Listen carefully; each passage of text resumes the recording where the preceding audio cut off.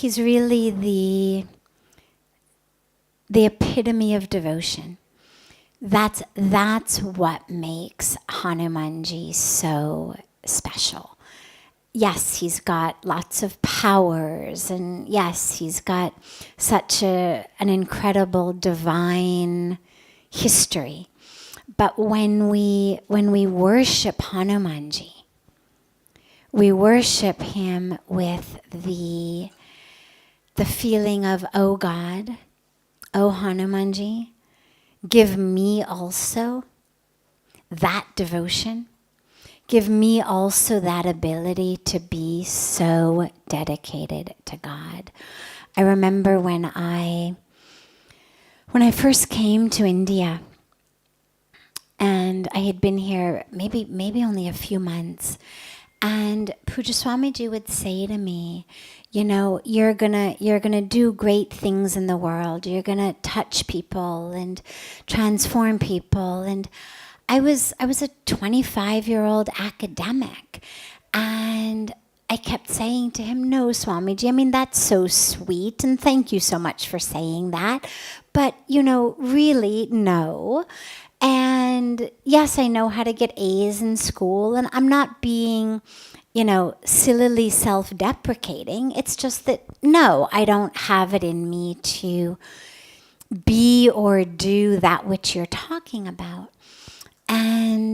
But every once in a while it would come up again, and again he would say, oh, you know, you're gonna really just touch people and do such wonderful things in the world and make such a difference. And again I would say, oh, that's so sweet, and you know, and you're my guru, and that's why you say it, and you've got divine eyes, and you know, it's like your mother saying, oh, you're so beautiful. And you know, you love it because you love that your mom loves you. And I loved that I had a guru who could see the divine.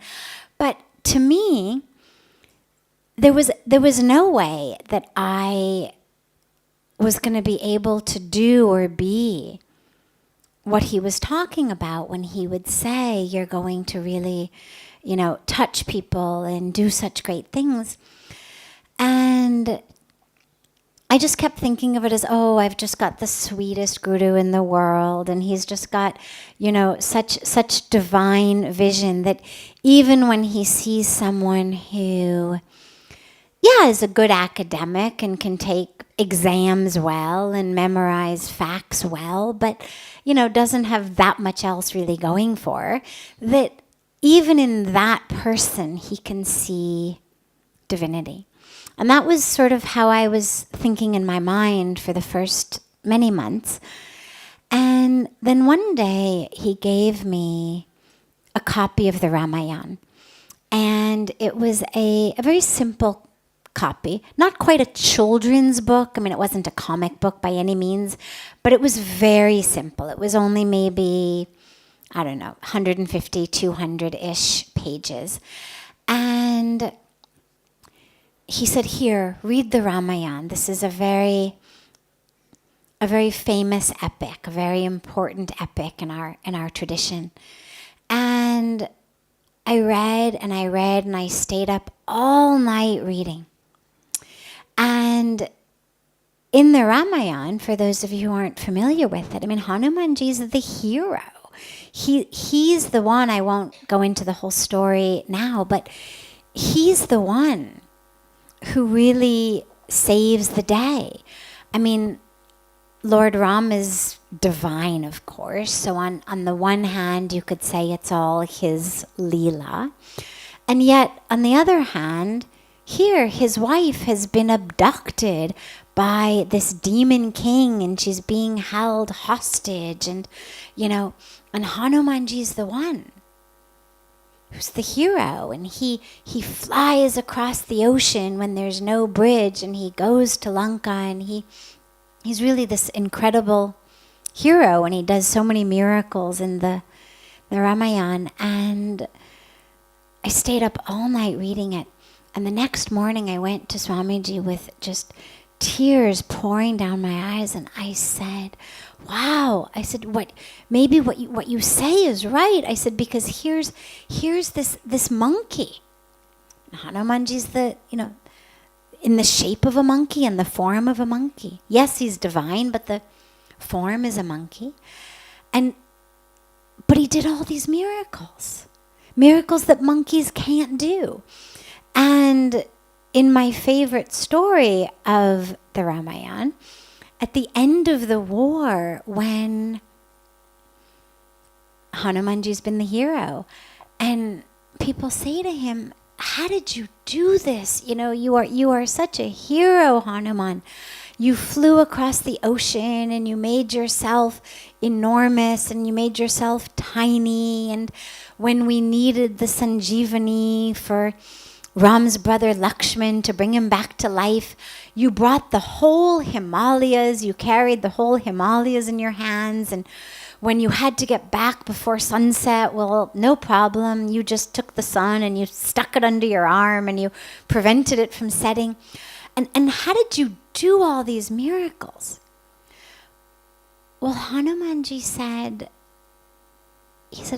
I just took God's name. I took Lord Ram's name. And it happened.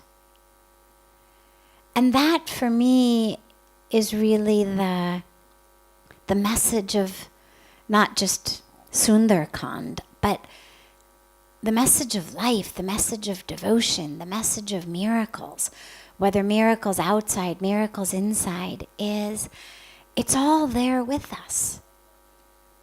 Hanumanji didn't say, oh, well, I did this, or I did that, or I learned this, or I swallowed those pills, or whatever.